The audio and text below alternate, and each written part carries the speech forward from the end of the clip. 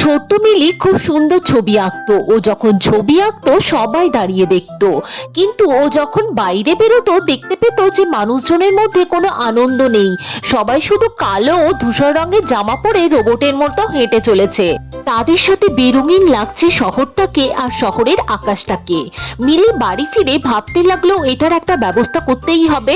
পরের দিন সে ব্যাগে তার রঙের জিনিসপত্র নিয়ে পাহাড়ে উঠে পড়ে আর রঙের ব্রাশ দিয়ে আকাশটাকে রং করার চেষ্টা করে। প্রথমে কিছুই হচ্ছিল না, বরং হাওয়া এসে রংগুলোকে মিলির জামা কাপড় ও চুলে লাগিয়ে যাচ্ছিল। তাও মিলি জেদ ছাড়লো না, সেই রংগুলোকে আকাশের দিকে ছুটতে থাকলো। আকাশ আস্তে আস্তে নিজের রং পাল্টাতে থাকলো। এদিকে শহরের মানুষ দেখলো ধূসর আকাশটা নিজের রং পাল্টে নানা রঙে রঙিন হচ্ছে। মানুষজন মুগ্ধ হয়ে সেটা লক্ষ্য করলো। শহরে ফিরে মিলি দেখলো শহরের মানুষজন ও শহরের আকাশটা অনেক রঙিন হয়ে গেছে।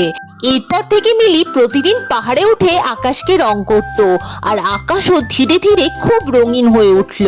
আর এর সাথে শহরের মানুষও আনন্দে মেতে উঠল। আর মিলি শহরের নানা জায়গায় ছবি এঁকে শহরটাকে সাজিয়ে দিতে থাকলো।